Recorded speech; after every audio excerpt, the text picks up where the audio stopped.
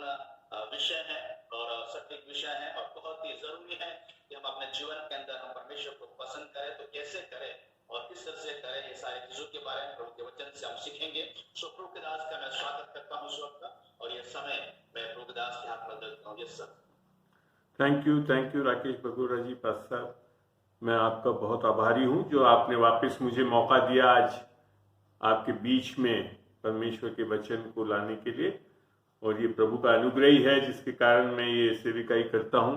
और निस्संदेह मेरा पूर्ण विश्वास है क्योंकि परमेश्वर मुझ में रहता है और मैं उसका बेटा बेटी होने का हक पा चुका हूँ। तो आज आपको परमेश्वर वचनों से तृप्त करेगा और सिखाएगा इस विषय में। जो आज का विषय हमने लिया है वो है, क्या आप परमेश्वर को प्रसन्न कर रहे हैं? अगर ये मैं सवाल पहले पूछूं तो उससे पहले मैं एक ये सवाल पूछना चाहूंगा, क्या आप परमेश्वर को प्रसन्न करना चाहते हैं? कितने लोग हाथ उठा रहे हैं? काफी लोगों ने, लगभग सब लोग चाहते हैं कि परमेश्वर को प्रसन्न करें। अब मैं एक दूसरा सवाल पूछना चाहता हूं इस समय में कि आप में से अभी कितने लोग परमेश्वर को प्रसन्न कर रहे हैं? शायद ही किसी का हाथ उठा होगा, शायद ही किसी का हाथ उठा होगा। उठा भी होगा तो 1 2 4 जन का उठा है। अक्सर मैं जब इस दोनों प्रश्नों को जब मैं अपनी सेविकाई में प्रचार करते हुए बात करता हूं तो पहले प्रश्न के लिए तो सब चाहते हैं कि हम परमेश्वर को प्रसन्न करें, परंतु दूसरे प्रश्न में काफी लोगों के हाथ झुक जाते हैं। और इसी के लिए मैं इस विषय को लेना चाहता हूं ताकि आप जान सके कि ये क्या है। ये हाथ इसके लिए झुक जाते हैं क्योंकि आप लोगों का ये मानना है कि जब हम कुछ सही चीजें करेंगे और परमेश्वर की व्यवस्थाओं के अनुसार चलेंगे तब परमेश्वर हमसे प्रसन्न होगा। ये धर्म हमें बताता है, जबकि बाइबल के अनुसार ऐसा नहीं है। यह है सुसमाचार। क्या आप जानते हैं बाइबल के अनुसार आज परमेश्वर आपसे पहले से ही प्रसन्न है। ये इसके लिए हो रहा है क्योंकि उसने अपने इकलौते बेटे यीशु मसीह को हमारे लिए, हमारे पापों के लिए दे दिया और उसने हमारे पापों को सजा सह ली और वापस जी उठा। तो इसके कारण आज परमेश्वर हमसे प्रसन्न है। वचन के अनुसार परमेश्वर आज आपसे ना तो नाराज है और ना ही आपको धमकी दे रहा है। पुराने नियम में जब हम देखते हैं इस परमेश्वर को, उसने नाश करा, नूह के टाइम में सब लोगों को नाश कर दिया जबकि व्यवस्था भी नहीं थी, परंतु आगे चल के भी लोगों को नाश करा उसने। परंतु यशायाह 54:9-10 जब हम पढ़ के देखेंगे तो वहां हम पाएंगे कि परमेश्वर के इस भविष्यवक्ता ने एक भविष्यवाणी की थी जो सब आज हमारे लिए लागू होती है। और यशायाह 54 जो है वो आपको ध्यान हो, यशायाह 53 जो अध्याय है उसके बाद आता है। और यशायाह 53 में यशायाह ने यीशु मसीह के क्रूस के कार्यों के बारे में बताया। विशेषकर जब हम यशायाह 53 का 4 से 6 पढ़ते हैं तो वहां लिखा है, निश्चय ही उसने हमारे रोगों को ले लिया, निश्चय ही उसने हमारे दुखों को ले लिया, उसके कोड़े खाए जाने से हम चंगे हो गए। तो इस कार्य के कारण परमेश्वर का नबी जो है वो इसको भविष्यवाणी की तरह 54:9 में और 10 में लिखा है उसने। ये हम पढ़ते हैं यशायाह 54:9 और 10। ये मेरी दृष्टि में नूह के समय के जल प्रलय के समान है, क्योंकि जैसा मैंने शपथ खाई थी कि नूह के समय के जल प्रलय से पृथ्वी फिर ना डूबेगी। देखिए, उस टाइम परमेश्वर ने शपथ खाकर बोला कि अब वापस परमेश्वर जल से इस धरती को नहीं डुबाएगा। वैसे ही मैंने ये भी शपथ खाई है कि फिर कभी तुझ पर क्रोध ना करूंगा और ना तुझको धमकी दूंगा। कितना प्यारा वादा है इस परमेश्वर का। ये इसी के लिए मैंने बताया ना, जैसे क्योंकि यीशु मसीह आ चुका है आज हमारे लिए 2000 साल पहले और सब कुछ कर चुका है।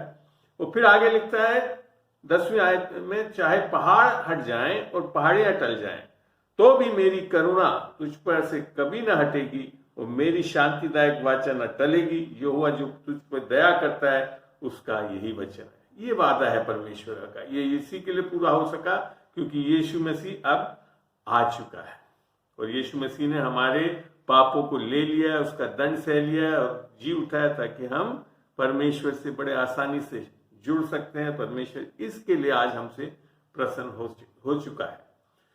धर्म में चलने वाले लोग हमेशा कर्मों के आधार पर यह मानते हैं कि हम परमेश्वर को प्रसन्न कर सकते हैं, जबकि वचन ये कह रहा है कि परमेश्वर हमसे नाराज नहीं है, ना ही हमको धमकी दे रहा है, और हम विश्वास के कारण परमेश्वर को प्रसन्न करते हैं। ये बहुत जरूरी है। परमेश्वर को प्रसन्न कैसे होता है? जब हम विश्वास करते हैं। और विश्वास भी ये नहीं कि हर चीज पे विश्वास, ये कि यीशु मसीह के सुसमाचार पे जब हम विश्वास करते हैं। इब्रानियों 11:6 में यूं लिखा है, और विश्वास बिना उसे प्रसन्न करना अनहोना है, क्योंकि परमेश्वर के पास आने वाले को विश्वास करना चाहिए। तो यहां हमको समझ में आता है कि परमेश्वर का जो कार्य जो है, परमेश्वर का राज्य विश्वास से चलता है। यीशु मसीह ने जब मरकुस 9:23 में बोला, अगर तू विश्वास करे तो तेरे लिए सब कुछ संभव है। तो हमको अब यहां समझ में आ रहा है कि क्योंकि हम यीशु मसीह के क्रूस पर किए गए कार्य अर्थात सुसमाचार पर विश्वास करने से परमेश्वर के साथ धर्मी ठहरते हैं, और परमेश्वर की धार्मिकता हमारे को दान में मिलती है, और ये केवल विश्वास से है। अतः जो विश्वास से धर्मी ठहरते हैं वे कर्मों के आधार पर नहीं जीते। इसलिए बाइबल में बार बार लिखा है कि धर्मी जन विश्वास से जिएगा। ये बात एक जगह ही नहीं, परंतु पुराने नियम में हबाकुक में भी लिख रखा है, नए नियम में इब्रानियों में और रोमियो में भी वर्णित है। चलिए पढ़ के देखते हैं इसको। रोमियो 1:17 बताता है, क्योंकि उसमें परमेश्वर की धार्मिकता विश्वास से और विश्वास के लिए प्रकट होती है। जैसा लिखा है कि विश्वास से धर्मी जन जीवित रहेगा।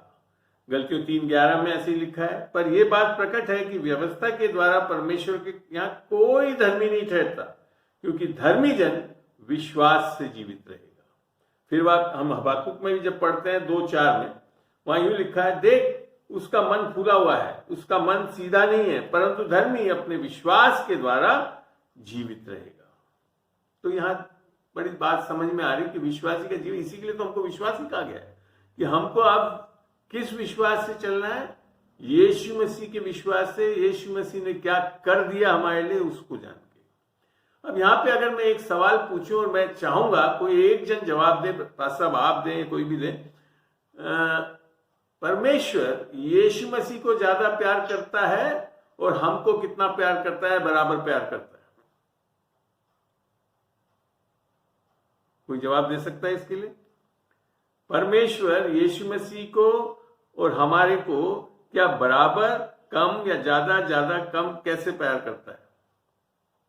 हमसे ज्यादा प्यार करता है। चलिए अब वचन से देखते हैं इसी चीज को। खोलिए 17:23, यूहन्ना 17:23 खोलिए। पास सब आप भी पढ़ दीजिए प्लीज, आगे फिर पढ़ते हैं हम जी।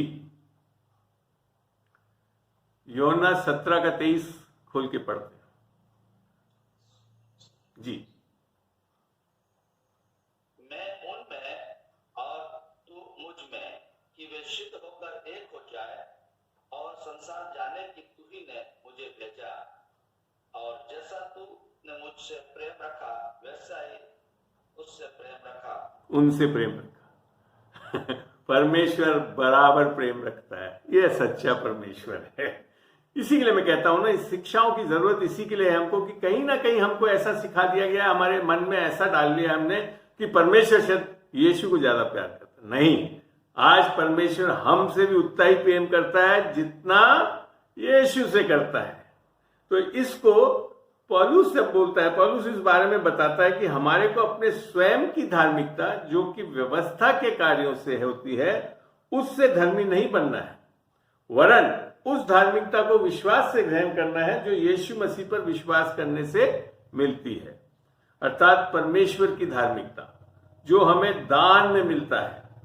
जब हम यीशु के क्रूस पर किए गए कार्यों पर विश्वास करते हैं, तो इस वचन में विश्वास से धर्मी जन जीवित रहेंगे का मतलब है कि वे लोग जो परमेश्वर की धार्मिकता को दान के रूप में विश्वास से प्राप्त करते हैं और हमेशा इसी विश्वास से जीते हैं, तब जाकर आपको शैतान गिरा नहीं सकता।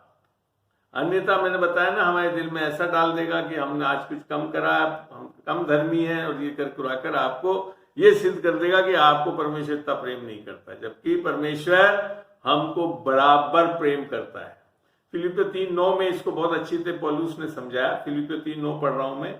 और उसमें पाया जाऊं ना कि अपने उस धार्मिकता के साथ जो व्यवस्था से, अर्थात स्वयं की धार्मिकता में हमें नहीं खड़े रहना है, वरन उस धार्मिकता के साथ जो मसीह पर विश्वास करने के कारण है और परमेश्वर की ओर से विश्वास करने पर मिलती है। तो कैसे हम धर्मी ठहर रहे हैं, कैसे परमेश्वर हमसे प्रसन्न हो रहा है? क्योंकि हमने यीशु मसीह की धार्मिकता को विश्वास से ग्रहण किया है। इसके लिए आज परमेश्वर हमसे नाराज नहीं है, प्रसन्न है, ऑलरेडी प्रसन्न है। हमको अब और कुछ करना नहीं है प्रसन्न करने के लिए। ये परमेश्वर हमसे प्रसन्न है और बराबर उतना ही प्रेम करता है जितना यीशु मसीह से वो प्रेम करता है। अब ये जब सत्य मैंने आपको बताया तो ये बड़ा स्पष्ट करता हूं कि परमेश्वर आज हमसे नाराज नहीं है। इसके बारे में जानने के लिए हमारे को कुछ बाइबल के वचनों को अच्छी तरह अध्ययन करके देखना होगा। चलिए पढ़ते हैं रोमियो 5:8। यहां यूं लिखा है, परंतु परमेश्वर हम पर अपने प्रेम की भलाई इस रीति से प्रकट करता है कि जब हम धर्मी हो गए तब नहीं, जब हम पापी ही थे तभी मसीह हमारे लिए मरा। तो ये बहुत बड़ी चीज को सिद्ध करता है परमेश्वर के प्रेम को कि हम जब पापी ही थे तब परमेश्वर मसीह हमारे लिए मरा। आपने सुसमाचार जो कि यूहन्ना 3:16 पढ़ा है, तो अगर हम आज संसार को देखें तो संसार में जिस तरह से दुष्टता, जितनी गंदगी फैली हुई है लोगों के बीच में संसार में, तो क्या हम संसार को प्रेम कर सकते हैं? कभी नहीं करेंगे हम। मगर तब भी परमेश्वर के वचन यूहन्ना 3:16 क्या कह रहे हैं? परमेश्वर ने जगत से ऐसा प्रेम किया, ऐसा नहीं लिखा कि प्रेम करेगा। परमेश्वर ने जगत से ऐसा प्रेम किया कि उसने अपना इकलौता बेटा दे दिया ताकि जो कोई उस पर विश्वास करे वो नाश ना हो परंतु अनंत जीवन। परमेश्वर आज संसार की बुराई भलाई पाप से नहीं घबराता, क्योंकि जानता है कि उसका समाधान यीशु मसीह के द्वारा उसने कर लिया है। इसके लिए वो आज जगत से उतना ही प्रेम करता है। आज सबसे बड़ा पापी भी जो इस संसार में है उसको भी परमेश्वर उतना ही प्रेम करता है जितना आपको और मेरे को आज प्रेम कर रहा है। ये सबसे बड़ी बात है, ये है सुसमाचार। और यही चीज हमको लोगों के बीच में जाकर बताना है, सिखाना है, समझाना है, तब हियाव के साथ लोग परमेश्वर को ग्रहण करने के लिए आगे आएंगे। आगे पढ़ते हैं रोमियो 5:9। सो जबकि हम अब उसके लहू के कारण धर्मी ठहरे तो उसके द्वारा क्रोध से क्यों ना बचेंगे? पौलुस एक प्रश्न के रूप में बोल रहा है, जब हम धर्मी ठहरा दिए गए हैं तो काई के लिए परमेश्वर के क्रोध से हम क्यों ना बचेंगे?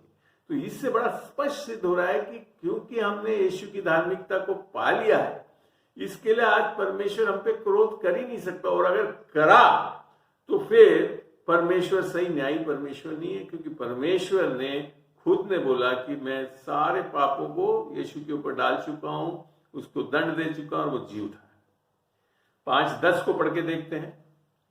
क्योंकि बैरी होने की दशा, हम कोई अच्छे नहीं थे, हम बैरी अवस्था में थे, वापिस पढ़ रहा हूं। क्योंकि बैरी होने की दशा में तो उसके पुत्र की मृत्यु के द्वारा हमारा मेल परमेश्वर के साथ हुआ, होगा नहीं, हुआ।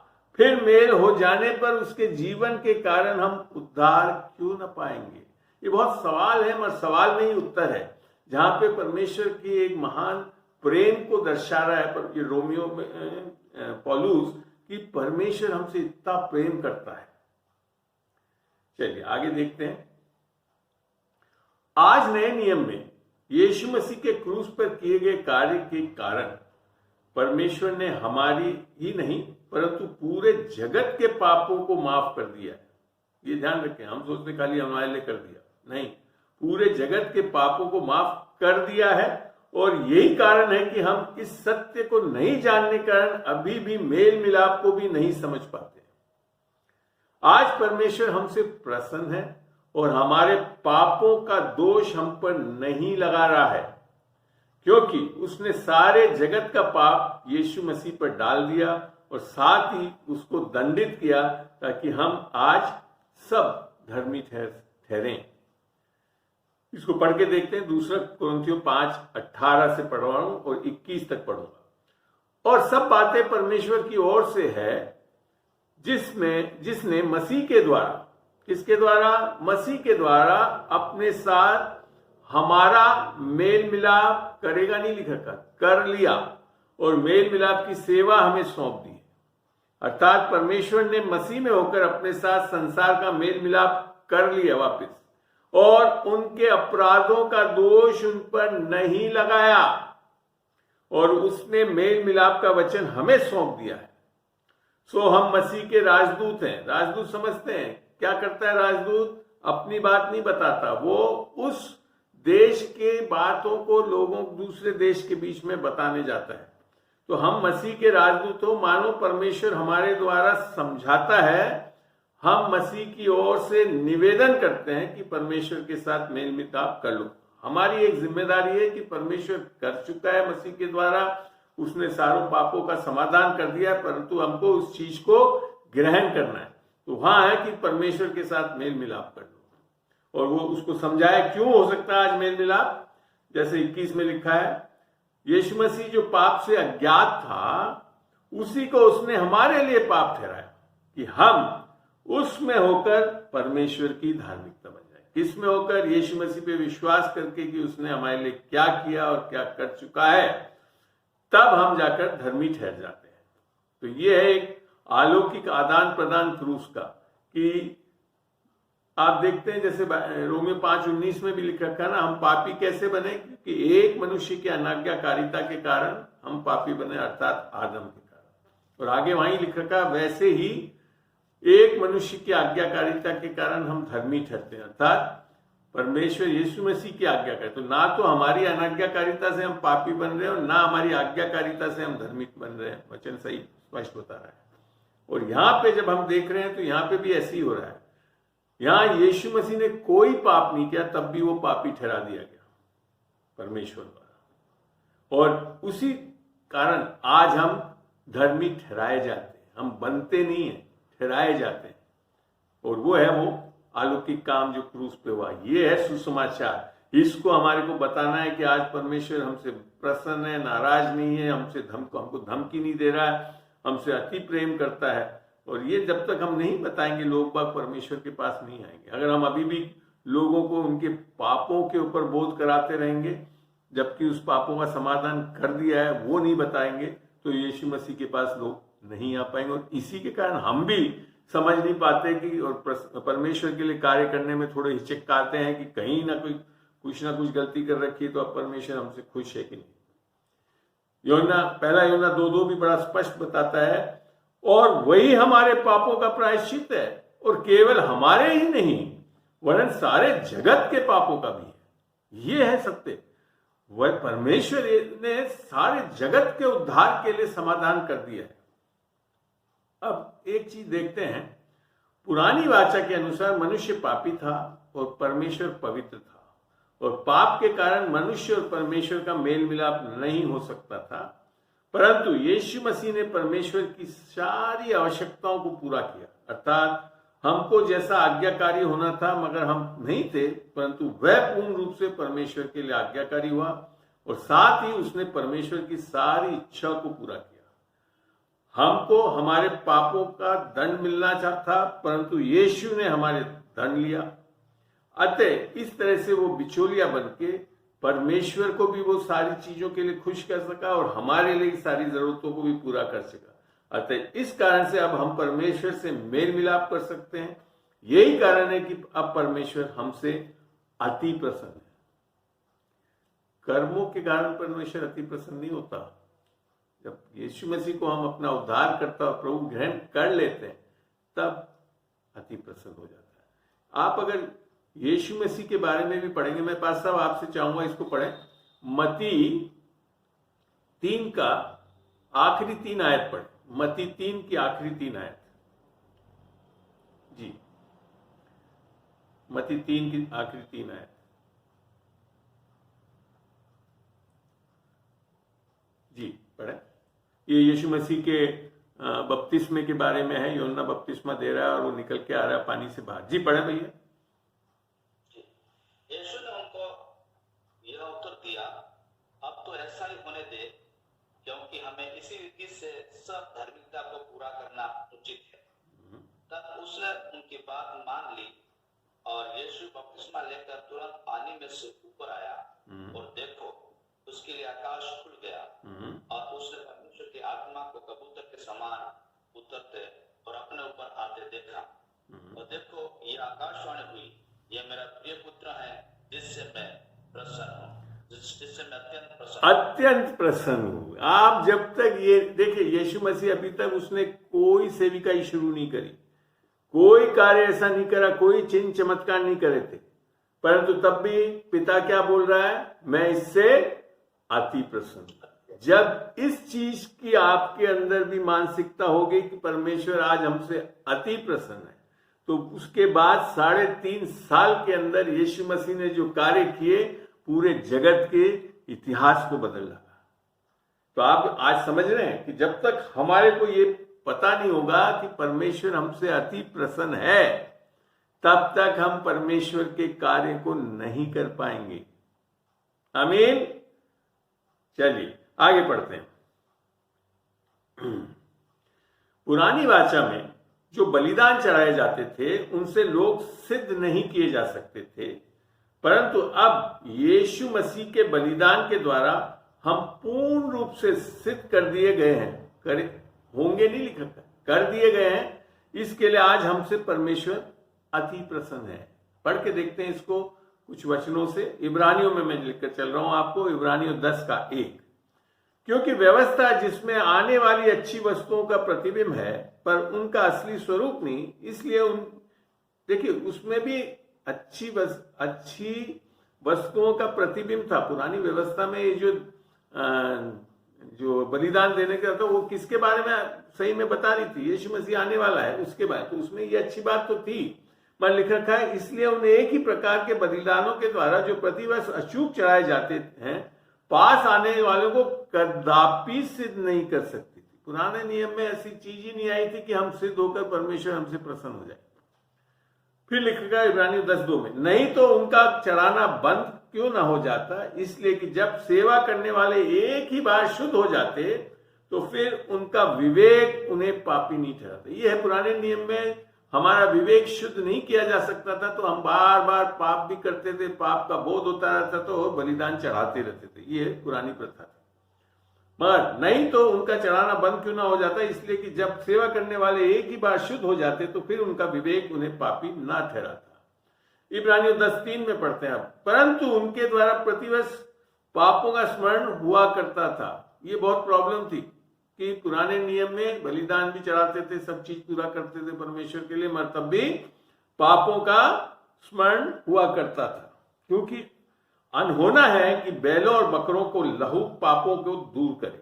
तो पुराने नियम में जो ये बलिदान की व्यवस्था दी थी उससे मनुष्य पूर्ण रूप से सिद्ध हो ही नहीं सकता था।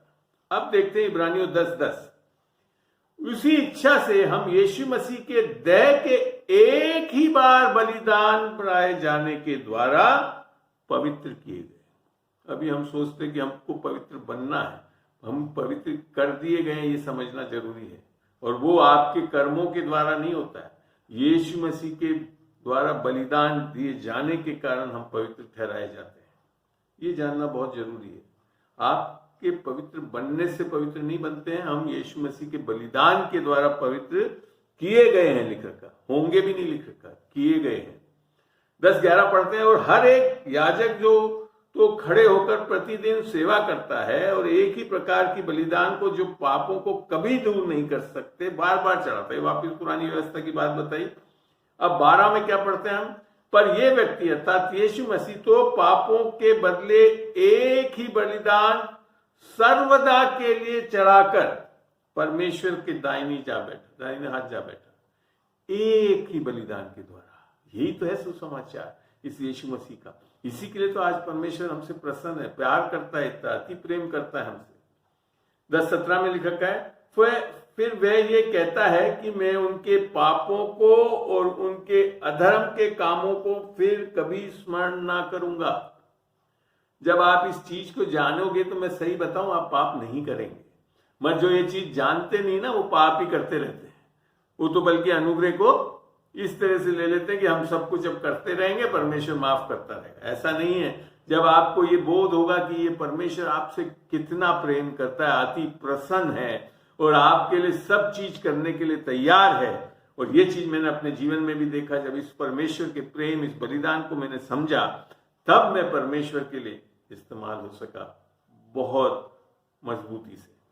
तो ये चीज आपको भी जानना बहुत जरूरी है, और ये सब कुछ यीशु मसीह के बलिदान से हो रहा है। इब्रानियों 9:12 में यूं लिखा है, और बकरों और बछड़ों के लहू के द्वारा नहीं, पर अपने ही लहू के द्वारा एक ही बार पवित्र स्थान में प्रवेश किया और अनंत छुटकारा प्राप्त किया। आप समझ रहे हैं, यीशु के लहू से आप पाप में धसे नहीं रहेंगे, अनंत छुटकारा प्राप्त कर चुके, पाप में से निकल आएंगे। यीशु मसीह के लिए लिख रखा है ना, जब मत्ती 1:21 में कि तू एक बेटे को जन्म देगी, उसका नाम यीशु रखना, जो अपने लोगों को पापों से उद्धार कराएगा। पापों में उद्धार नहीं कराता है यीशु मसीह, पापों से उद्धार कराता है। आमीन आमीन, धन्यवाद हो प्रभु इस महान उद्धार के लिए। इब्रानियों 9:14 में लिखा है, तो मसीह का लहू जिसने अपने आप को सनातन आत्मा के द्वारा परमेश्वर के सामने निर्दोष चढ़ाया, तुम्हारे विवेक को मरे हुए कामों से क्यों न शुद्ध करके, ताकि तुम जीवते परमेश्वर की सेवा करो। अब क्या करने वाले हो सकते हैं हम? जीवते परमेश्वर की सेवा करने वाले हो जाते, क्योंकि हमारा विवेक शुद्ध कर दिया है। पुराने नियम में विवेक शुद्ध नहीं होता, पाप का बोध होता रहता था, पाप कर रहे हैं, यही चीज समझ में आती थी। पर आज हम जानते हैं कि हम यीशु मसीह की धार्मिकता है। परमेश्वर, अगर हमने कभी कुछ गलती से कुछ गलत कर भी दिया है, तब भी हम परमेश्वर की धार्मिकता को खो नहीं सकते, क्योंकि कर्मों के कारण ये धार्मिकता नहीं मिली है, दान के रूप में मिली हुई है। तो ये जानना बहुत जरूरी है। और इसमें एक बहुत बड़ी सत्य को और मैं बताना चाहूंगा। मैं कई बार सोचता था कि आज यीशु मसीह का लहू कैसे काम करता है, तो यहां मेरे को समझ में आता है। यहां लिखा है, तो मसीह का लहू जिसने अपने आप को सनातन आत्मा के द्वारा परमेश्वर के सामने निर्दोष चढ़ाया। बाइबल बताती है आत्मिक चीजें कभी नाश नहीं होती, और परमेश्वर ने जब अपना लहू चढ़ाया, वो अपने परमेश्वर की आत्मा के द्वारा चढ़ा। तो लहू और आत्मा का जब मेल हो गया, तो अब वो दिखता तो नहीं है, परंतु कार्य वैसा ही करता है जैसे जब बहाया गया था तब करता था। ये बहुत बड़ा सत्य है। जब हम आज यीशु का लहू बोलते हैं, छिड़कते हैं विश्वास से, वो उतना ही उससे बल्कि ज्यादा सामर्थ्य है, और इसको आपको खूब कई बार इस्तेमाल करना चाहिए अपने विश्वासी जीवन में। चलिए, ये एक और सत्य मैं यहां पर बताना चाहता था। अब पढ़ते हैं कुलुस्सियों में। कुलुस्सियों 1:19 खोल के पढ़ते हैं, क्योंकि पिता की प्रसन्नता इसी में है। देखिए सुनिए, पिता की प्रसन्नता इसी में है कि उसमें अर्थात यीशु में सारी परिपूर्णता वास करे। परमेश्वर यीशु मसीह में सारी परिपूर्णता वास करती थी, बल्कि त्रिएक परमेश्वर उसके अंदर रहता था। जब ये चीज तो आप पढ़ सकते कुलुस्सियों 2:9 में। फिर कुलुस्सियों 1:20 में लिखा है, और उसके क्रूस पर बहे हुए लहू के द्वारा मेल मिलाप करके, और किसी के कारण हमारा मेल मिलाप परमेश्वर से नहीं हो सकता, परमेश्वर हमसे प्रसन्न नहीं हो सकता। मेल मिलाप करके सब वस्तुओं को उसी के द्वारा से उसने अपने साथ मेल कर ले, चाहे वे पृथ्वी पर की हो चाहे स्वर्ग की हो। फिर 21 में लिखता है, और उसने अब उसकी शारीरिक देह में मृत्यु के द्वारा तुम्हारा भी मेल कर लिया, जो पहले निकाले हुए थे और बुरे कामों के कारण मन से बैरी थे। हमारी ये अवस्था है सबकी। जब तक यीशु मसीह को हमने उद्धार नहीं लिया, हमारी सबकी अवस्था यही है। चाहे अच्छे काम कर सकते हैं पापी होकर भी, यशायाह 64:6 यही बताता, जब हम अशुद्ध थे तब भी हमारे सब के सब धर्म के काम मैले तितरों के समान थे। तो पापी होकर जो अच्छे काम भी कर रहे थे, तो उससे हम परमेश्वर को खुश नहीं कर सकते थे, और ना कर पाएंगे कभी भी। तो यहां चीज ये समझ में आती है कि किसके द्वारा, शारीरिक देह में मृत्यु के द्वारा तुम्हारा भी मेल कर लिया, जो पहले निकाले हुए थे और पूरे कामों के कारण मन से बैरी थे। फिर कुलुस्सियों 1:22, ताकि तुम्हें, देखिए सुनिए आप, कितना बड़ा महान कार्य हो रहा है, ताकि तुम्हें अपने सम्मुख अर्थात परमेश्वर के सम्मुख पवित्र, निष्कलंक और निर्दोष बनाकर उपस्थित करे। यह है यीशु मसीह का कार्य अनुग्रह और विश्वास से जो होता है, कि अब इसी के लिए परमेश्वर यीशु ने बताया कि मेरी कलीसिया क्या होगी, निर्दोष और बिना झुर्री की, या आप 5 में पढ़ते हैं। तो ये है वो कारण कि परमेश्वर के लहू उद्धार के कार्य के कारण आज परमेश्वर हमको पवित्र करके निष्कलंक और निर्दोष बनाकर उपस्थित कर रहा है। हम नहीं कर पाते इस चीज को, परमेश्वर करता है। तो यहाँ पे हमको पूरा समझ में आया कि यीशु मसीह के क्रूस पर किए गए कार्यों के कारण हमारे को ये अनुग्रह मिलता है, और उस अनुग्रह से क्या होता है ये वचन से हम देखते हैं। पढ़ते हैं तीतुस 2:11, क्योंकि परमेश्वर का अनुग्रह प्रकट है जो सब मनुष्यों के उद्धार का कारण है। एक दो नहीं, सब मनुष्य, सारे धरती के पापियों के लिए उद्धार का कारण है। तीतुस 2:12, और हमें क्या करता है, वो चिताता है कि हम अभक्ति और सांसारिक अभिलाषाओं से मन फेर कर इस युग में, आने वाले युग में नहीं लिख रखा, इस बुरे संसार में, इस युग में संयम और धर्म और भक्ति से जीवन बिताए। ये है वो अनुग्रह, उद्धार, ये प्रेम जो परमेश्वर का जो हमारे को कराता है कि हम आप इस युग में संयम, धर्म और भक्ति से जीवन बिताने वाले हो जाते हैं। और आगे लिखा है 13 में, और उस धन्य आशा की अर्थात अपने महान परमेश्वर और उद्धारकर्ता यीशु मसीह की महिमा के प्रकट होने की बाट जोते रहते हैं। जो उद्धार पाए हुए वो तत्पर है यीशु मसीह कब वापिस आए। फिर आगे लिखा है 2:14 में, जिसने अपने आप को हमारे लिए दे दिया, ये वही है सुसमाचार, कि हमें हर प्रकार के अधर्म से छुड़ा ले। एक दो नहीं, सारे प्रकार के अधर्म से छुड़ा ले और शुद्ध करके अपने लिए एक ऐसी जाति बना ले जो खाली कलीसिया में बैठे रहे नहीं, जो भले भले कामों में सरगर्म हो। यही तो चाहते हैं हम आज कि परमेश्वर को कैसे प्रसन्न करें कि भले भले काम कर सके। तो कैसे करवा रहा है, अनुग्रह और विश्वास। तो ये बहुत बड़ा काम है इस उद्धार का। 1 पत्रस 2:9 में हम और देखते हैं, पर तुम एक चुना हुआ वंश और राजपद अधिकारी, याजकों का समाज और पवित्र लोग और परमेश्वर की निज प्रजा। पता है आपको, पर्सनल अपने लोग बन गए हम। इसलिए कब बनते हैं असली, क्योंकि जब परमेश्वर हमसे अति प्रसन्न है तभी तो बन सकता है हम निज प्रजा। इसलिए कि जिसने तुम्हें अंधकार में से अपनी अद्भुत ज्योति में बुलाया है, उसके गुण प्रकट करो, तब जाकर हम परमेश्वर के गुणों को प्रकट कर सकते हैं। जब हमारे को ये पता होगा कि परमेश्वर हमसे अति प्रसन्न है, इतना प्रेम करता है, यीशु मसीह के बराबर प्रेम करता है, तब हम उसके गुणों को प्रकट करने वाले हो सकेंगे। आगे पढ़ते हैं थोड़ा। अक्सर मैं जब पूछता हूं कि आप परमेश्वर से परिपूर्ण कब हो सकते हैं, तो उसके उत्तर में अधिकांश लोग यही बोलते हैं कि जब हम प्रार्थना करेंगे, परमेश्वर का वचन पढ़ेंगे, उपवास करेंगे और परमेश्वर के साथ ज्यादा समय बिताएंगे, तब हम परिपूर्ण होंगे। ये सब करने के लिए मैं विरोध में नहीं हूं, ये सब चीजें के बारे में मैं सिखाता भी, सत्य भी है। मगर जब हम वचन को देखते हैं तो हम कुछ अन्य बात पाते हैं जो वचन को पढ़कर आज सीखते हैं कि परमेश्वर से परिपूर्ण कैसे हो सकते हैं। ये सबकी इच्छा है कि हम सब परमेश्वर से भरे हुए। इफिसियों 3:16 में ले चलता हूं कि वे अपनी महिमा के धन के अनुसार तुम्हें ये दान दे, कमा नहीं सकते आप, ये दान दे कि तुम उसके आत्मा से अपने भीतरी मनुष्यत्व में सामर्थ पाकर बलवंत होते जाओ। उद्धार पाकर परमेश्वर की आत्मा से हम बलवंत होते जाएं। ये बहुत कई जगह परमेश्वर के वचन में लिखा है। 3:17 में लिखा है, और विश्वास के द्वारा, कर्मों के द्वारा नहीं, विश्वास के द्वारा मसीह तुम्हारे हृदय में बसे कि तुम प्रेम में जड़ पकड़कर और नेव डाल के, किसके प्रेम में, हमारे प्रेम नहीं, परमेश्वर के प्रेम में जड़ पकड़कर और नेव डालकर सब पवित्र लोगों के साथ भली भांति समझने की शक्ति पाओ कि उसकी चौड़ाई और लंबाई और ऊंचाई और गहराई कितनी है, और मसीह के उस प्रेम को जान सको जो ज्ञान से परे है। देखो अब बता रहा है, इस बुद्धि से नहीं कि यीशु मसीह हमसे प्रेम करता है, उसको जान सको अर्थात रोजाना उसके प्रेम को अनुभव करो। ये कहना चाहता है वो कि यहां लिखा है, और मसीह के उस प्रेम को जान सको जो ज्ञान से परे है, कि तुम परमेश्वर की सारी भरपूरी तक परिपूर्ण हो जाओ।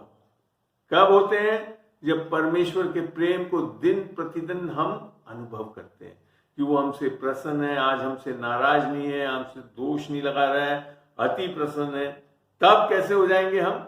और ये मैंने अपने जीवन में देखा, मेरे बहुत ज्यादा कुछ परमेश्वर के वचन की क्रियाओं को करने से मैं बहुत अच्छा काम नहीं कर सका सेविकाई में। जब मुझे ये पता पड़ा कि परमेश्वर मुझसे असीम प्रेम करता है, कभी नाराज नहीं होता, तब मैंने देखा मैं परिपूर्ण होकर परमेश्वर की सेविकाई बड़े आसानी से कर लेता हूं।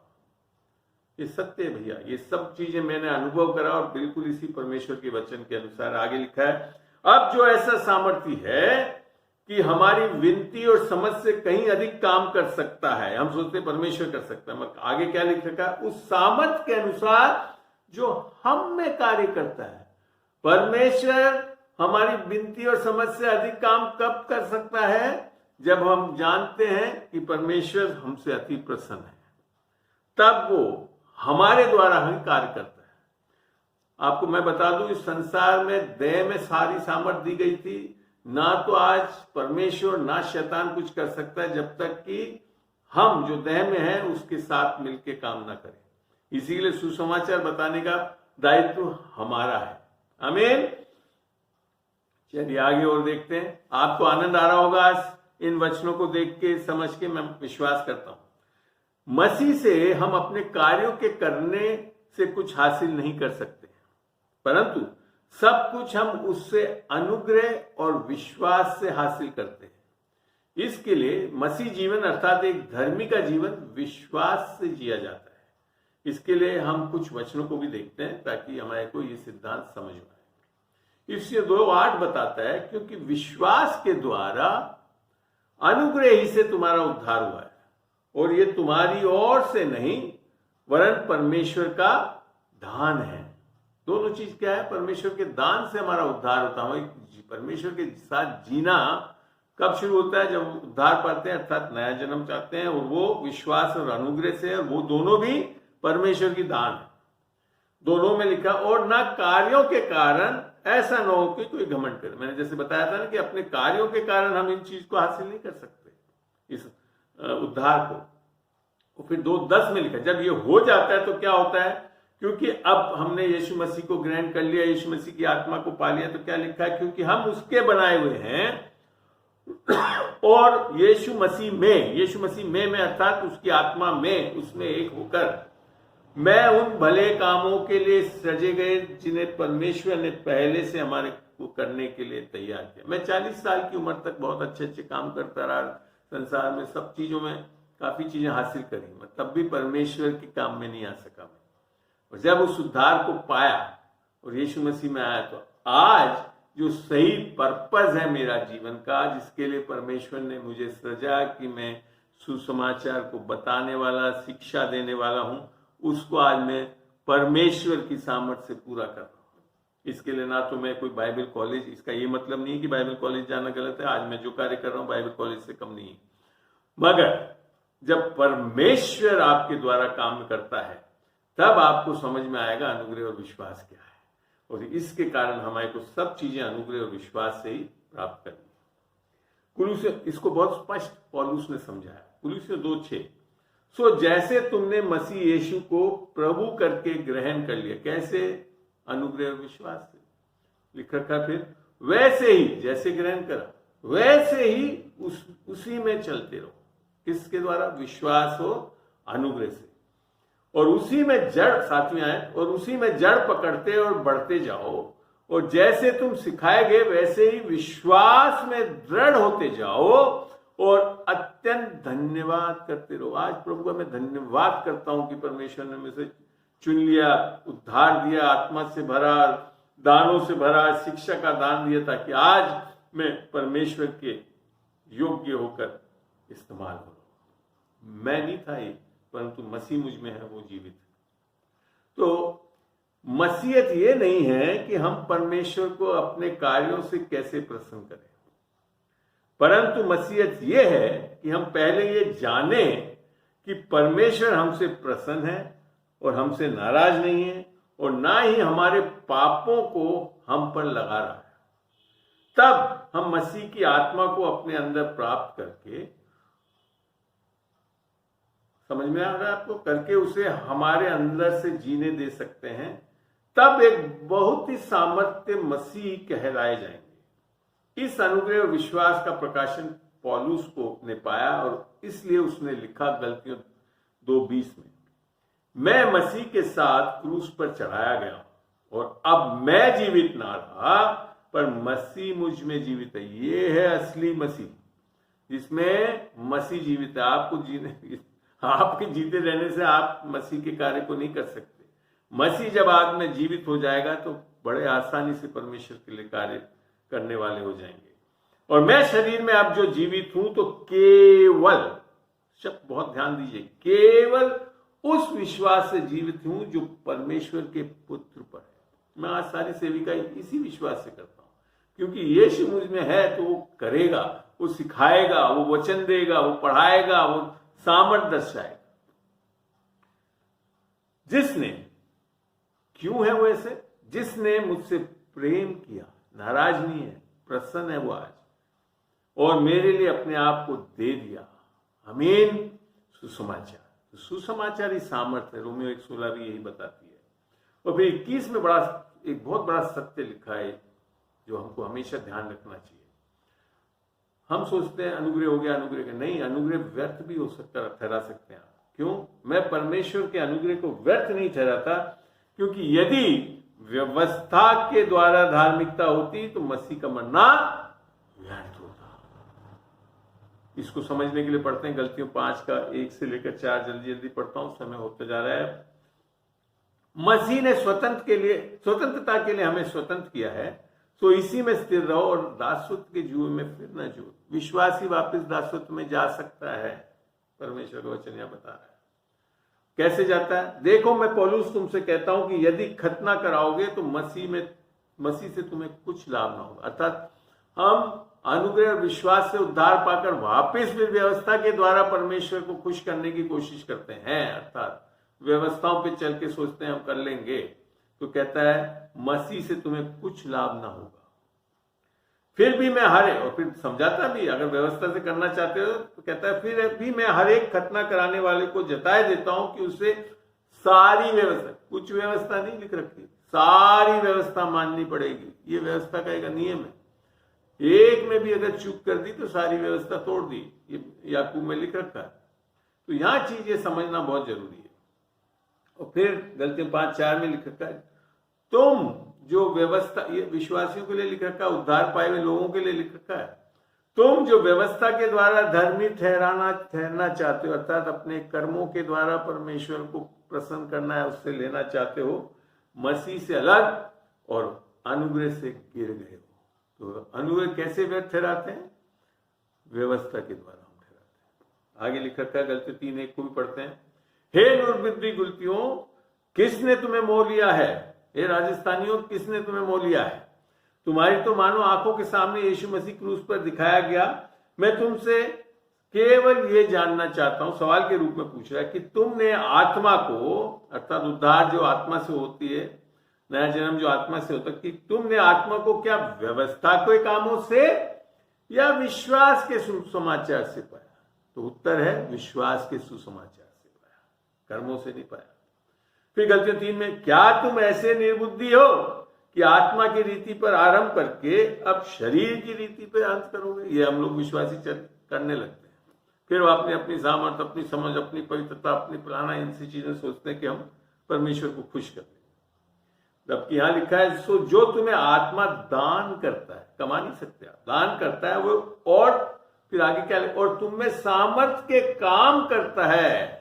खाली देकर बैठ नहीं जाता। यीशु मसीह आपके अंदर आकर सोता नहीं है, जागा हुआ परमेश्वर है, जीवता परमेश्वर है। वो क्या करता है? तुम में सामर्थ के काम करता है। वे क्या? व्यवस्था के कामों से या विश्वास के सुसमाचार से ऐसे करता है। तभी तो लिखा है धर्मी जन विश्वास से जिएंगे। किस पे? सुसमाचार की सामर्थ पे। तो मैं यहाँ पे बताना चाहता हूं, परमेश्वर हमसे प्रसन्न कब होता है? जब हम उद्धार पाते हैं, अर्थात यीशु की धार्मिकता को ग्रहण करते हैं विश्वास के द्वारा, और इस धार्मिकता के द्वारा हमें धार्मिकता के फल यीशु के द्वारा उत्पन्न होते हैं। ये धार्मिकता के फल से प्रभु की महिमा और स्तुति होती है। ये सही में कहता हूं एक तरह से विश्वासी जीवन ये है, जिसको हम पढ़ते हैं फिलिपियों 1:11 में। और उस धार्मिकता के फल से जो यीशु मसीह के द्वारा होते हैं भरपूर होते जाओ। कम नहीं रहते, भरपूर होते जाओगे आप परमेश्वर के कामों को करने के लिए, और जिससे परमेश्वर की महिमा और स्तुति होती रहे। हमारी महिमा के लिए नहीं, परमेश्वर की महिमा के लिए जीवन होना चाहिए हमारा। ये है रहस्य इस परमेश्वर का, कि परमेश्वर हमसे अति प्रसन्न है, हमसे खूब प्रेम करता है, और वो हमको अपने आप से भरकर हमारे अंदर से कार्य करना चाहता है, ताकि विश्वासी जीवन लोगों को दिखे, ताकि लोग मसीह के पास आने के लिए उत्सुक हो जाएं। और जब तक ये चीजों को नहीं जानेंगे, आप एक सामर्थ्य जीवन नहीं जिएंगे, तो लोग भी इस यीशु मसीह के पास नहीं आएंगे। आमीन।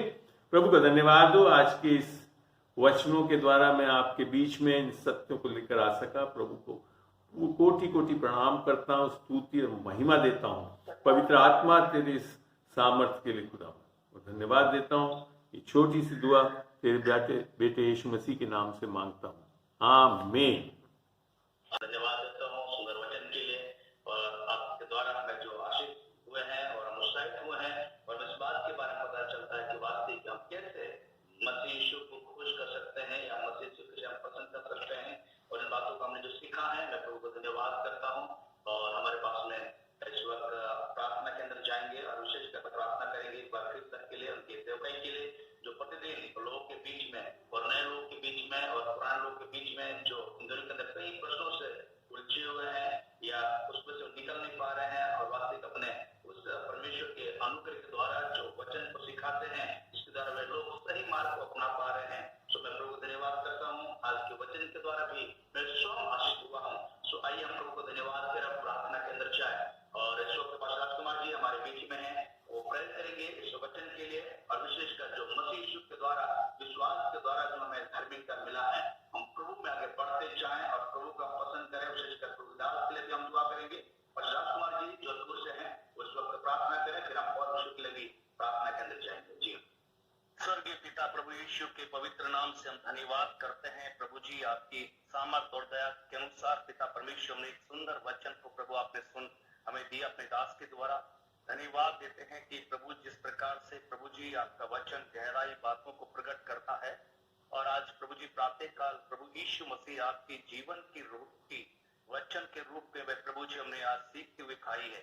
सो धन्यवाद करते हैं प्रभु यीशु मसीह जो की वचन प्रभु जी हमें खुदावन इस बात को बतलाता है कि प्रभु तेरे अनुग्रह से ही हमारा उद्धार हुआ है, और न प्रभु हमारे कोई कर्म या हम प्रभु जी विश्वास में आने के बाद भी कोई कर्म करते तब भी प्रभु हमारा कार्य नहीं, लेकिन तेरे ही अनुग्रह से प्रभु हम उस कार्य को कर पाते हैं। सो हम धन्यवाद करते हैं प्रभु जी आपके दास के द्वारा प्रभु ने बहुत कुछ सीखा है, बहुत सी बातें हैं जो पिता परमेश्वर प्रभु जी आपने अपनी आत्मा के द्वारा हमें और उजागर की, और हमारा प्रभु जी बुद्धि को खोला, हमारी समझ को और थोड़ा प्रभु जी आपने उसे चौड़ा किया। अब प्रभु हम धन्यवाद करते हैं क्योंकि प्रभु तेरा वचन हमेशा प्रभु जी कुछ नहीं हमें प्रभु जी घोर को प्रभु जी आपकी वाणी को लेकर आए। धन्यवाद देते हैं कि प्रभु आपने अपने दास को आत्मा से मसा किया, आत्मा के द्वारा प्रभु जी बहुत कुछ सिखाया, ताकि हम प्रभु जी पिता परमेश्वर के माध्यम से तेरे वचन को और सीख सके, और कैसे प्रभु तुझे प्रसन्न करने की जिज्ञासा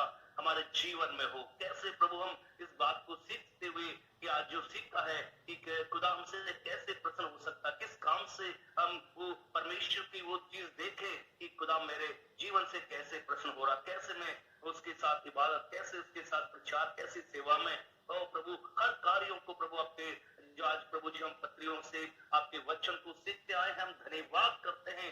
अद्भुत अद्भुत प्रभु जी तेरा कार्य हमें सिखाता है। सो यीशु के नाम से हमारी प्रार्थना है प्रभु जी, इस वचन को जितने प्रभु हमने ग्रुप में सुना है प्रभु, मैं व्यक्तिगत रूप से तेरा धन्यवाद, क्योंकि प्रभु जी वो हमारे माइंड को आपने बहुत सी बातों के लिए खोला है, बहुत सी चीजें प्रभु जी हमारे जीवन में आना दी, हम धन्यवाद करते हैं। और जितनी प्रभु जी आपकी दासियां बुजुर्ग हो, प्रभु जी युवा हो, और प्रभु जी आपके दास से प्रभु जी जुड़े हैं, उन सबको प्रभु सीखने को आपने प्रभु परमेश्वर हिम्मत और बल दिया, ताकि हम तेरी हजूरी में बैठकर सीख सके। तो यीशु के नाम से प्रभु तेरा वचन हरेक के लिए प्रभु जी अद्भुत सामर्थ है, जी इस वचन के द्वारा हम दूसरे को भी प्रभु जी आपके वचन से अवगत करा सके, ये भी हमारी अगुवाई कीजिएगा। साथ ही प्रभु जी अंकल के लिए प्रार्थना करते हैं, अच्छा स्वास्थ्य दे, और प्रभु परमेश्वर खुदावन अपने सेवा के लिए जहां कभी जिस बेंच के द्वारा प्रभु जी पे आपके कलाम को पेश करते हैं, जिस कलीसिया के लिए या प्रभु व्यक्तिगत रूप से या प्रभु घर में कोई विजिट करते हैं, आते उनके हर एक क्षेत्र में प्रभु आप अपने दास को इस्तेमाल कीजिए, क्योंकि खुदा हमने प्रभु जी आपके वचन की वो सी बातें जो प्रभु परमेश्वर गहरी है वो प्रभु जी आप सिखाते हैं। सो दास के होठों को आपने मसा किया, और प्रभु यीशु मसीह के नाम से वैसे ही प्रभु आगे भी आप प्रभु जी करते हैं, उनको लेकर विभिन्न क्षेत्रों के लिए द्वार खोलेंगे, बहुत से जातियों के लिए द्वार खोलने जा रहे हैं, बहुत से प्रभु समुदायों के बीच में, बहुत से अधिकारियों के बीच में, चाहे वो कलेक्टर साहब हो, चाहे प्रभु जी वो पिता परमेश्वर खुदावन वार्ड मेंबर हो, या पिता परमेश्वर मेयर हो, या प्रभु कोई भी बड़ा अधिकारी हो, प्रभु उनके बीच में भी तेरे दास प्रभु जी जाते हैं, आप उनकी सहायता कीजिए ताकि वो प्रभु वचन उनके हृदय में आपका वचन कार्य करे, परिवर्तन आए, और प्रभु जी आपके राज्य के बारे में सोच सके। सो प्रभु जी एक बार फिर से इनके पूरे परिवार को तेरे हाथ में सौंपते हैं, और हम जितने प्रभु जी तेरे सेवक विश्वासी भाई बहन जुड़ रहे सबको तेरे हाथ में सौंपते हुए ये प्रार्थना यीशु के नाम से मांगते हैं, सुन और कबूल कीजिएगा। आमीन आमीन। बहुत बहुत धन्यवाद पास्टर राकेश बगोरा जी और आप सबका, आपने हमारे को प्रार्थना में उठाए रखा। आगे भी हम यही आशा करते हैं आप प्रार्थना करते रहेंगे, और आगे भी हम मिलेंगे वचनों के बारे में। प्रभु का धन्यवाद। आमीन। Thank you very much.